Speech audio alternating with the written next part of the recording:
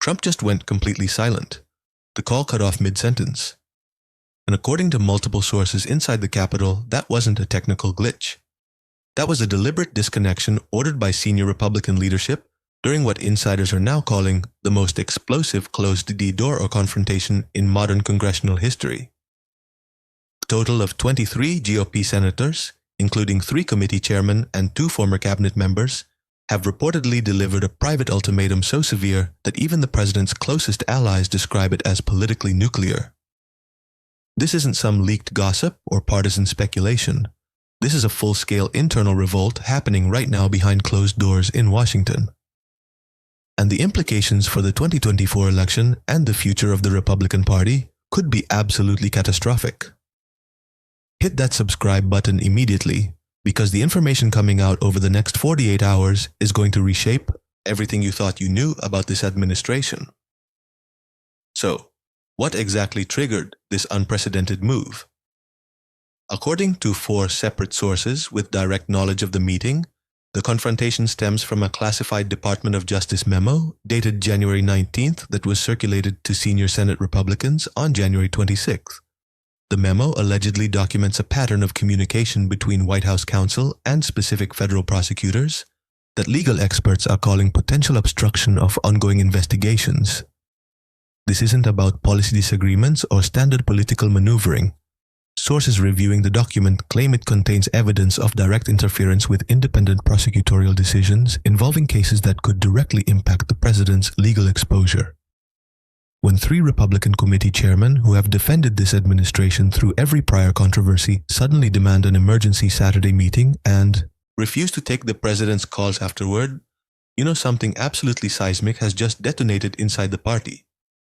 Smash that like button right now if you can feel how serious this is getting. Here's the full picture of what's been unfolding over the past 72 hours. Tensions within Republican leadership have been building since early January, fueled by polling data showing the party's vulnerability in 7 critical swing states and mounting pressure from major donors threatening to withhold funding unless certain issues are addressed.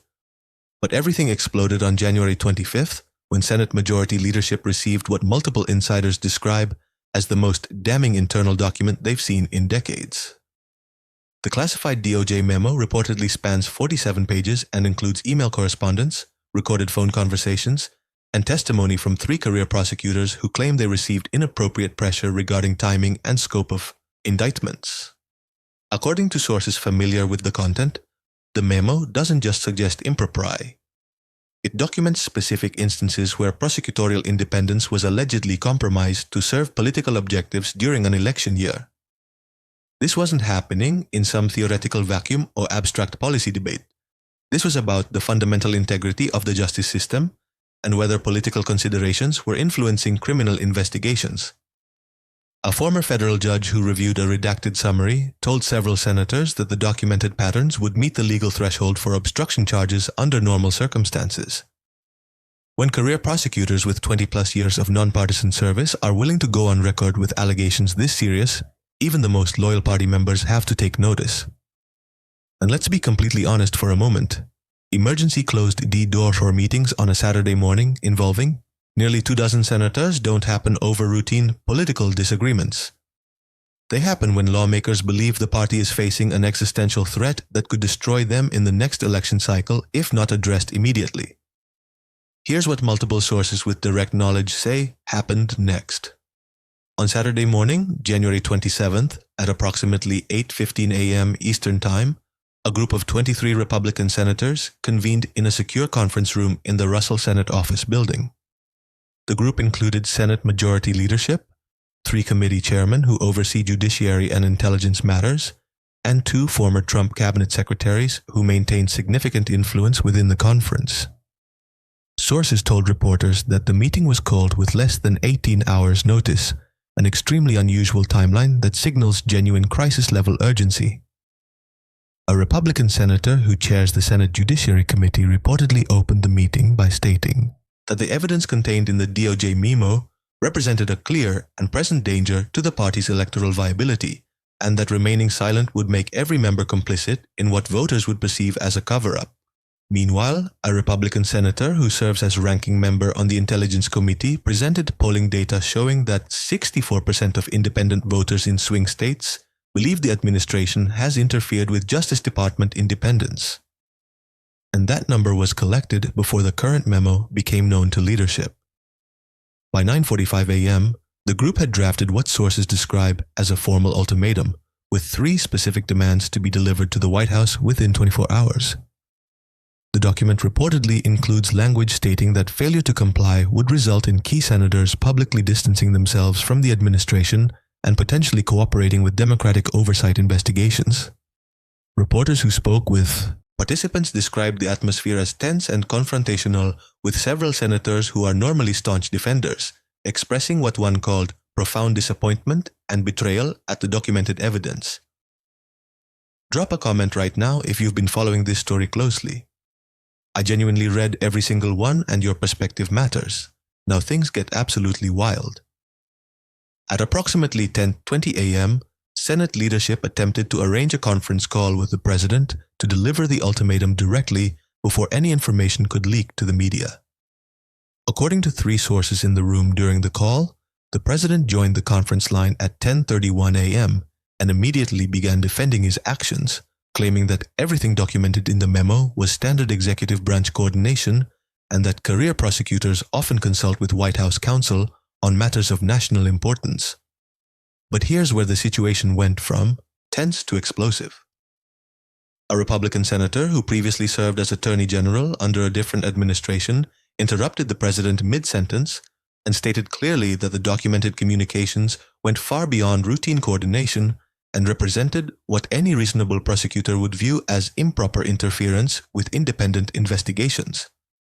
That's when, according to multiple sources on the call, Senate leadership made the decision to disconnect the line. One senator physically reached over and pressed the button to end the conference call while the president was still speaking. The room went completely silent for approximately 30 seconds before the chairman of the Senate Judiciary Committee stated that the ultimatum would be delivered in writing within 2 hours, and that no further direct communication would occur until the White House provided a formal response addressing all 3 demands. This is the moment that should alarm every American, regardless of political affiliation. When senior members of your own party refuse to continue a conversation and physically cut you off during a crisis meeting, it signals that the relationship has deteriorated beyond any possibility of normal political negotiation. The bombshell isn't just the ultimatum itself, it's the fact that Republicans who have defended this president through impeachment proceedings, special counsel investigations, and countless controversies have now reached a breaking point where they won't even maintain a phone conversation. This move sent absolute shockwaves through Washington political circles within hours. When a group of Republican senators that includes former cabinet members and senior committee leadership publicly distances themselves from a president during an election year, it signals one unmistakable reality. The evidence must be so politically toxic that association with the administration now represents a greater threat to their own political survival than any backlash from the party base.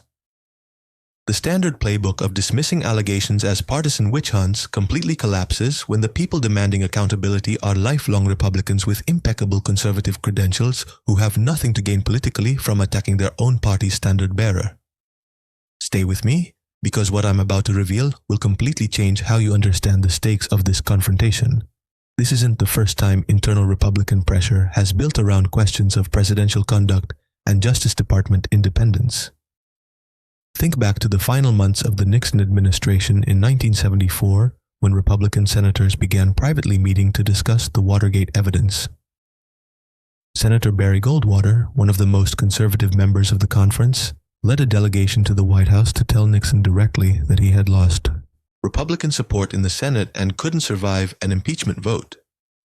Nixon resigned within 72 hours of that meeting. The critical parallel here is that once senior members of your own party conclude that defending you creates more political liability than abandoning you, the end comes rapidly, regardless of how strong your base support remains. Then there was the pressure on Reagan administration officials during the Iran-Contra affair in 1986 and 1987. While Reagan himself never faced serious calls for resignation, several Republican senators demanded accountability for senior officials who had allegedly circumvented congressional oversight. The key factor that saved Reagan was his willingness to cooperate fully with investigations and replace officials who had lost congressional confidence. The current situation differs significantly because the documented allegations directly implicate decision-making at the highest levels of the administration, making personnel changes insufficient to satisfy the concerns that Republican senators have raised about institutional integrity. Subscribe immediately if you haven't yet. This level of detailed political analysis doesn't exist anywhere else on this platform. And let's not forget the internal Republican dynamics during the first impeachment proceedings in 2019 and 2020. While a handful of Republican senators privately expressed concerns about the Ukraine controversy, the conference ultimately remained unified in voting against conviction. The critical difference was that evidence in that case remained disputed along partisan lines, allowing Republicans to frame their opposition as defending the president against Democratic overreach rather than ignoring clear wrongdoing. This time, however, the evidence comes from within the Justice Department itself, documented by career prosecutors whose credibility cannot be easily dismissed as partisan. When your own party's legal experts are telling you that the documented conduct meets the threshold for obstruction charges, the political calculation changes entirely. So, what allegedly triggered this unprecedented internal revolt?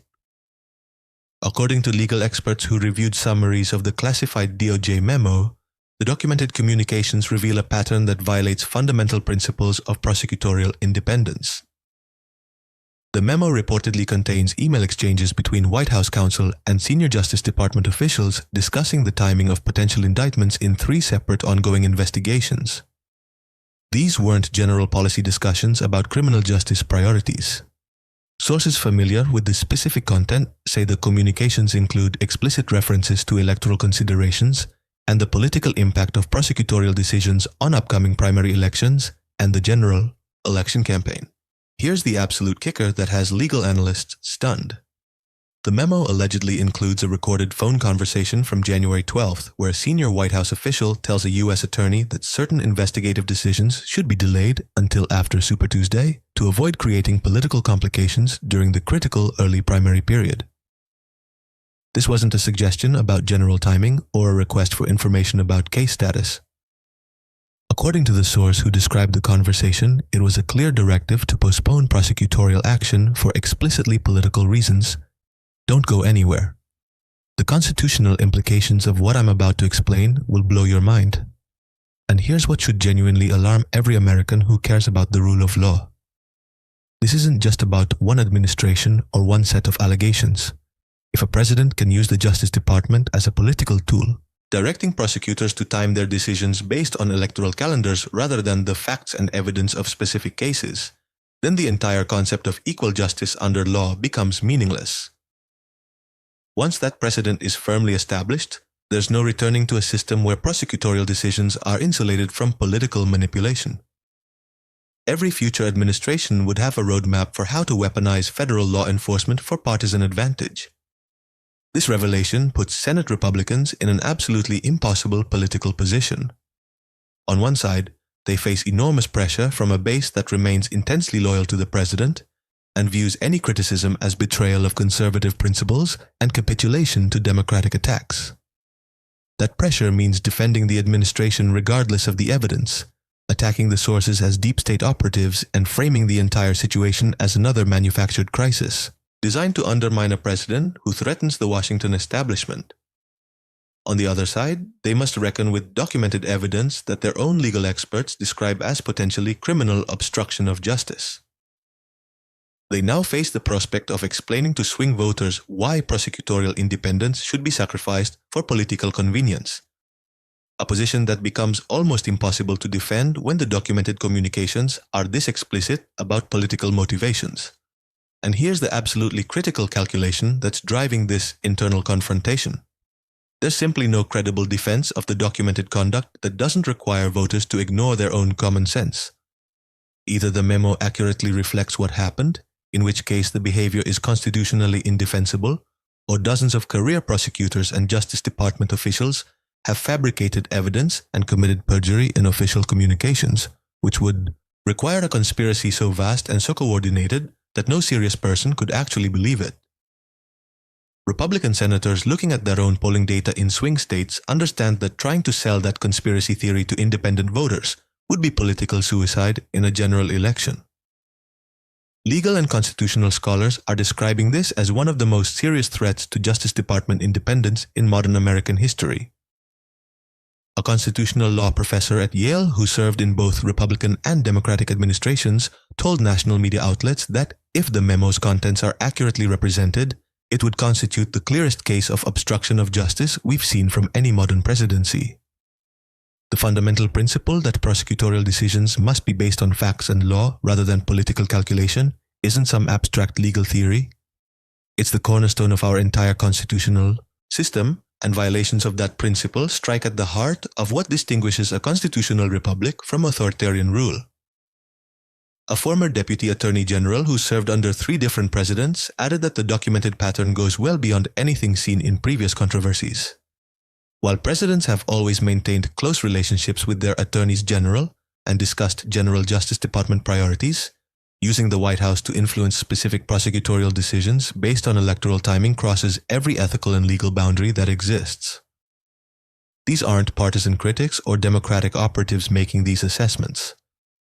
These are respected legal scholars with decades of experience in both parties who are genuinely alarmed by what the documented evidence reveals. Do me a favor and slam that like button because it genuinely helps this content reach more people who need to understand what's happening. Even conservative legal scholars who typically defend broad executive authority are struggling to find any constitutional justification for the documented conduct.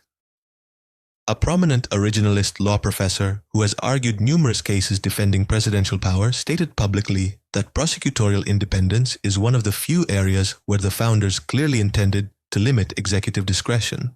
He emphasized that while presidents certainly have authority to set general law enforcement priorities, using that authority to manipulate the timing of specific investigations for electoral advantage represents exactly the kind of abuse that constitutional checks and balances were designed to prevent. When you've lost the support of legal conservatives who built their careers defending expansive executive power, you're in genuinely unprecedented constitutional territory. So, let's break down exactly what this ultimatum reportedly demands and why it's causing absolute panic within the administration. First, according to sources familiar with the document, Senate Republicans are demanding immediate appointment of a special counsel with complete independence to investigate the allegations contained in the DOJ memo. This isn't a request or a suggestion. Sources describe the language as a formal demand with a 48-hour deadline for public announcement.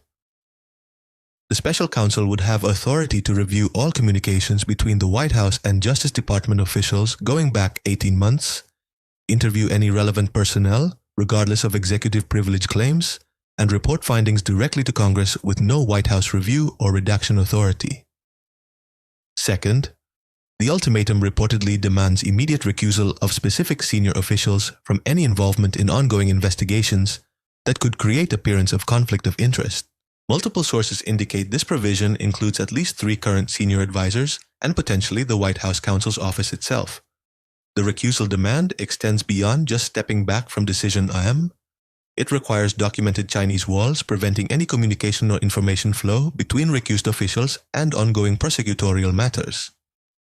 Third, and this is where it gets really extraordinary, the ultimatum demands that the administration cease all opposition to pending congressional oversight requests and provide full cooperation with document production and testimony from current and former officials. This essentially removes the standard executive privilege protections that administrations typically invoke to shield internal deliberations from congressional scrutiny. Drop a comment below with your honest reaction. I'm genuinely curious whether you think Senate Republicans will actually follow through if these demands aren't met. But beyond the immediate political maneuvering, this confrontation raises fundamental questions about constitutional governance that transcend any single administration or political party. The president's authority over the executive branch is substantial, but that authority has always been understood to have limits, particularly when it comes to the administration of justice. The founders deliberately created prosecutorial functions that would be insulated from direct political control precisely because they understood that no republic can survive if the powerful can use law enforcement as a weapon against political opponents or a shield against accountability for their own actions. If a president can successfully direct prosecutors to time their decisions based on electoral calendars, coordinate indictments to help political allies and harm political enemies, and delay investigations until after critical votes, then the entire concept of equal justice collapses into pure power politics. And once that happens, every subsequent administration has both the precedent and the incentive to push boundaries even further. This isn't slippery slope speculation. This is the documented historical pattern of how republics decay into authoritarian systems when institutional constraints on executive power are gradually eroded through precedent and normalization. The implications for the presidency itself and for American constitutional democracy would be genuinely catastrophic. This scenario is causing sheer panic within Republican political circles well beyond just Senate leadership. Reports indicate that senior campaign strategists for competitive Senate races held emergency conference calls over the weekend to discuss how to handle questions about the allegations and the internal party confrontation. Some argued for complete silence, refusing to comment on internal party matters and focusing entirely on contrasting policy positions with Democratic opponents. Others insisted that silence would be interpreted as complicity and that candidates need to proactively establish distance from the documented conduct while still supporting Republican policy priorities. The party is fracturing in real time over a question that has no good answer. How do you defend your party's presidential nominee when your own Senate leadership is delivering ultimatums over documented evidence of potential criminal conduct? Meanwhile, the most committed-based supporters are absolutely furious at the Republican senators who participated in this confrontation. Social media platforms are flooded with calls to primary every single lawmaker who signed the ultimatum document. They're being labeled traitors, establishment sellouts, and deep state collaborators who are stabbing the president in the back during an election year. To the core, base, this represents the ultimate betrayal. Final proof that even Republicans with decades of conservative credentials cannot be trusted when the establishment feels threatened by an outsider who challenges their power. The base sees this as confirming every conspiracy theory about permanent Washington insiders who will unite across party lines to protect their own interests. Things escalated even further when the White House released a brief statement on Sunday afternoon. The statement called the ultimatum a politically motivated attack orchestrated by establishment Republicans who fear losing their influence and condemned what it described as a coordinated campaign by career bureaucrats to undermine the president through selective leaks of classified information. The statement specifically named two of the senators involved in the ultimatum and suggested they had personal political motivations for attacking the administration during an election year.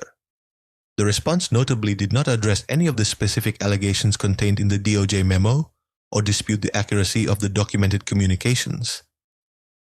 Instead, the entire focus was on attacking the motives of those raising concerns and framing the situation as an internal establishment revolt against an outsider president. Stay with me. What comes next will completely reframe how you understand the stakes of this constitutional crisis. Here's what makes the White House response so revealing and so problematic from a legal and political standpoint. The statement essentially confirms that the confrontation is real and serious while simultaneously failing to dispute any of the underlying facts. When your defense consists entirely of attacking the people who expose the evidence rather than challenging the substance of what the evidence shows, you've effectively conceded the argument.